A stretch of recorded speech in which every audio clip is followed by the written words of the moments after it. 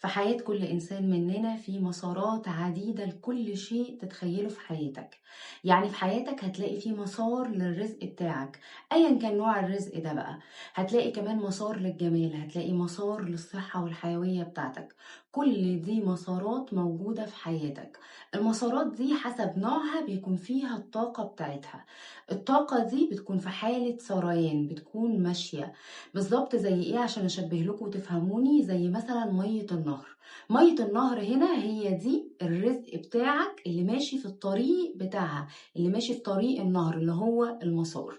لما انت بتيجي بنقطة معينة في مية النهر دي وتروح عامل سد، انت بتعمل السد ده بايه؟ بتعمله بمشاعر منخفضة. يعني مثلا لو بنتكلم عن طاقة اموال، فهتلاقي ان انت بتعمله مثلا بخوف من النقص مثلا من الاموال، هتلاقيه ببخل زيادة ان انت تصرف الاموال، ماسك في طاقة الاموال. ايه اللي بيحصل هنا؟ ان السد ده بيمنع المية ان هي تستمر في طاقة السريان بتاعها، وبالتالي المية بتصبح واقفة وراكدة.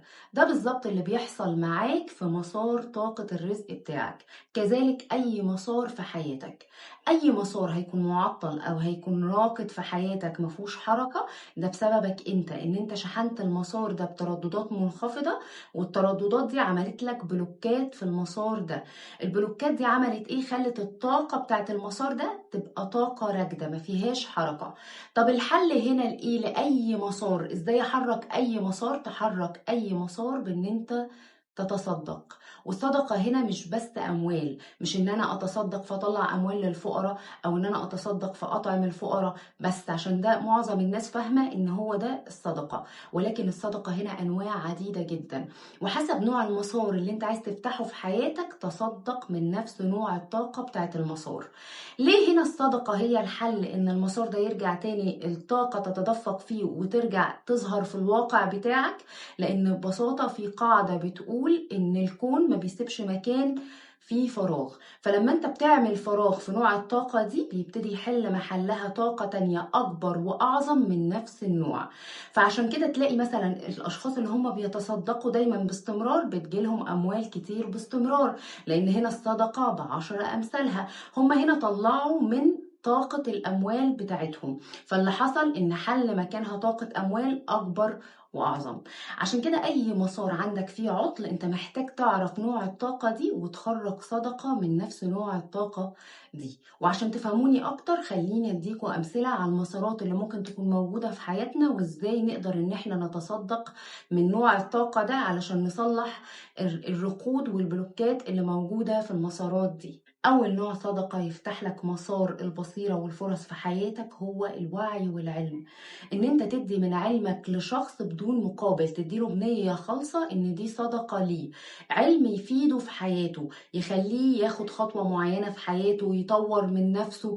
هنا دي صدقة من علمك، وبالتالي بصيرتك تكون اوضح، وكمان في نفس الوقت الفرص تتجلى قدامك بسهولة اكتر، تلاقي حل لمشاكلك بشكل سريع، تبتدي ان انت تلاقي نفسك بتاخد قرارات حكيمة في حاجات مصيرية في حياتك. كل ده بيحصل معاك بشكل بسيط، اللي هو الشخص اللي بنقول عليه عنده حكمة. عنده الحكمة دي جات له منين؟ جات له لان هو بيتصدق بعلمه وبيتصدق بوعيه. ان هو مثلا وقف جنب شخص معين خرجه من ورطة معينة كان متورط فيها في حياته. وهنا مش بقول ان انت تخش في تجربة غيرك وتعيش في دور المنقذ، ولكن لو انت قادر ان انت تدي حد نصيحة يطلع بيها من ورطة هو متورط بيها في حياته، فانت اديته أداة تساعده ان هو يتخلص من حاجة سلبية موجودة في حياته، وبالتالي دي صدقة من وعيك ومن علمك. فهتحصل على بصيرة وهتحصل على فرص أفضل، وهتلاقي إن مشاكلك بتتحل بسهولة وبيسر. تاني نوع صدقة ممكن تطلعه هو جبر الخواطر. ان انت تقول كلمة حلوة لحد، ان انت تطبطب على حد، ان انت تبتسم في وجه حد مثلا زعلان. هنا في اللحظة دي انت بتحرك المسار ده، فلما بتتدفق الطاقة في المسار ده انت بتقابل ده بحالة من المحبة والقبول والهيبة حوالين الناس. هتلاقي وشك نفسه بينور. عارف الناس اللي هي بنقول عليها وشها منور ودايما عندها هيبة كده؟ دي جاية لها من ايه؟ جاية لها من ان هي قلبها نقي، جايه لها من ان هي لما بتدي جبر الخواطر ده للاشخاص التانية بنية سليمة وبنية صحيحة، فهنا بنية خير، فاللي بيحصل ان شاكرا القلب عندهم بتبقى مفتوحة وبتبقى سليمة في حالة سليمة. فده بينعكس على المحيط بان بيبقى ليها محبة، ليها قبول حوالين الناس، دايما ليها هيبتها، دايما كلمتها مسموعة، دايما نقول ده وشه منور. عشان كده دي صدقة جبر الخواطر. لو انت عايز تلاقي محبة من الناس اللي حوالين منك، فعل جبر الخواطر في حياتك. تالت صدقة ممكن تتصدق بيها، ودي صدقة مهمة جدا جدا، لأن دي بتفتح لك مسار الرزق في حياتك، الرزق والأموال، الرزق المادي، هي صدقة المسامحة والغفران. إن أنت تسامح حد هو أذاك وتفوض أمرك لله بيقين وبتسليم.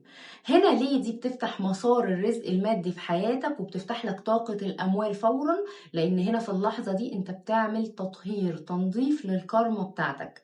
تطهير الاستغفار، لما انت بتستغفر فالاستغفار هو اقوى طاقة تطهير. كذلك لما انت بتسامح حد اذاك وتفوض الامر لله، انت كده نظفت الكارما وطهرت الطاقة بتاعتك، وبالتالي بتحصل على رزق مادي واسع. رابع صدقة ممكن تتصدق بيها هي وقتك ومجهودك. ان انت تدي من وقتك ومجهودك ولو ساعة في اليوم مثلا، تساعد بيها حد، تساعد حد ان هو يخلص مصلحة، تساعد حد ان هو يعمل حاجة. هنا في اللحظة دي انت عملت ايه؟ انت طولت في وقت يومك انت. يعني ايه؟ يعني طاقة بركة في حياتك، فتلاقي يومك بقى يقضيك وبزيادة، بقى الوقت معاك تحس ان الوقت طويل، مش ان الوقت بيجري بسرعة. فالطاقة دي مهمة لو انت بتحس ان انت عليك اشياء كتيرة وفي نفس الوقت ما بيكفيش. تطلع من طاقة وقتك ومجهودك، هتلاقي اليوم معاك بقى افضل بكتير، هتلاقي الضغط والمجهود اللي انت بتحس بيه اقل بكتير. دي كده كانت بعض انواع الصدقات اللي انت ممكن تتصدق بيها في حياتك، وفي صدقات كتيرة جدا حسب المسار اللي عندك فيه مشكلة. تشوف الطاقة بتاعت المسار ده ايه وتخرج من الطاقة دي، فتعمل هنا فراغ، وبالتالي يجي من نفس نوع الطاقة دي بس طاقة اكبر وانضف تحل محلها. يعني انت مثلا لو عندك مشكلة في مسار المال، تقدر ان انت تتصدق بطاقة الاموال بتاعتك. لو انت مثلا عندك مسار الصحة فيه مشكلة وعلى طول تعبان، تصدق بشوية مجهود يوميا بشكل مستمر، هتلاقي نفسك بالتدريج صحتك بقت احسن فاحسن. لو انت مثلا عندك مشكلة ان انت مثلا ما عندكش راحة نفسية، تصدق بعفو، العفو هيديك راحة نفسية كبيرة وفي نفس الوقت هيفتح لك مسارات الرزق في حياتك. خرج الطاقة الراكدة القديمة عشان تحل محلها طاقة جديدة. نفس الفكرة لما قلت لكم المثال بتاع النهر، ليه الصدقة هنا هي اللي بترجع تحرك مية النهر مرة تانية؟ لأن الصدقة هنا هي اللي بتعمل ثغرة في السد اللي انت بنيته بإيدك. يعني انت بنيت السد ده بإيدك بالمشاعر المنخفضة، وبالأفعال اللي انت هتعملها الإيجابية دي هتفتح ثغرة في السد ده، فترجع المية تاني تجري ويرجع ليها السريان في حياتك، فتاخد من نفس نوع الطاقة دي مرة تانية بشكل موسع أكبر وأنظف. وخد بالك من نقطة مهمة جدا لازم تكون عارفها، ان اي انسداد موجود عندك في اي مسار في حياتك، فالانسداد ده بدأ من خلال ايه؟ بدأ من خلال مشاعر سلبية انت حطيت نفسك وعشت فيها. يعني مثلا طاقة الاموال، هنا الانسداد اللي جالك في طاقة الاموال كان سببه ايه؟ ممكن يكون مثلا سببه مشاعر، مثلا زي مشاعر خوف، زي مشاعر قلق من المستقبل، زي مشاعر بخل انت عايشت نفسك فيها وحرمان. المشاعر دي عملت لك ايه؟ اثرت عندك على شاكرا الجذر. شاكرا الجذر هي اللي مسؤولة عن الامان المادي بتاعك. كذلك مثلا مسار الحب والعلاقات، لو المسار ده عندك فيه دايما مشاكل وعلاقاتك دايما ما بتكملش وبتبقى بايظه، فهتلاقي ان برضو مشاعر سلبيه انت تعرضت ليها، زي مثلا جروح طفوله، صدمات، اشياء عملت لك مشاعر سلبيه فضلت موجوده جوه في الاعماق بتاعتك انت ما حررتهاش. ده اثر تاثير مباشر عندك على شاكرا القلب، وبالتالي حصل فيها انسداد، فالمسار نفسه حصل فيه انسداد. كذلك برضو مسار النجاح وان انت تحقق ذاتك، المسار ده مرتبط بشاكرا الحلق، فهتلاقي نفسك عايشت نفسك مثلا في ايه؟ في مشاعر زي ان انت مثلا سكت على حقك، بتبقى عايز تتكلم فما تتكلمش وتسكت، دايما ما بتحبش ان انت تعبر عن نفسك، بتخاف. المشاعر اللي انت عايشت نفسك فيها والكتمان ده ادى لانسداد شاكرا الحلق. فكل مسار موجود دلوقتي في الواقع بتاعك فيه مشكلة او فيه بلوك طاقي او فيه انسداد، هنا السبب هو مشاعر انت مريت بيها في فترة معينة معينة وما حررتهاش. ليه بقول لكم النقطة دي وبقول لكم لازم تكونوا على وعي بيها؟ عشان احنا لما بنعرف جذور المشكلة كلها بنقدر ان احنا نحلها، مش ان احنا نشيلها من جزء ونسيب جزء تاني متغلغل وموجود جوانا. كل حاجة زي ما قلت لكم بتيجي بالتدريج، فلما انت تحب تحل مشكلة بقالك سنين طويلة لغاية ما اتكونت وظهرت في الواقع بتاعك، لازم تشتغل عليها من جميع الجوانب، فتبتدي تحس ان المشكلة دي او طاقة المشكلة دي حصل فيها خلخلة. بدأت ان هي تتفكك جزء بجزء. مفيش حاجة بتحصل بين يوم وليلة، مفيش صدفة بتحصل في الكون. أي حد طلع لفوق هو اشتغل على نفسه كتير، وأي حد رجع لورا هو تجاهل صوت نفسه وصوت روحه ومشي عكس صوت روحه. عايزة كل واحد فيكم يكتب لي نوع المسار اللي موجود في حياته اللي فيه بلوك طاقي أو عرقلة، وأنا هقول له نوع الصدقة اللي المفروض يخرجها. الصدقة بتترد عليك ب10 أضعافها، أيا كان نوع الصدقة اللي انت بتطلعها ايه، مش شرط الأموال فقط.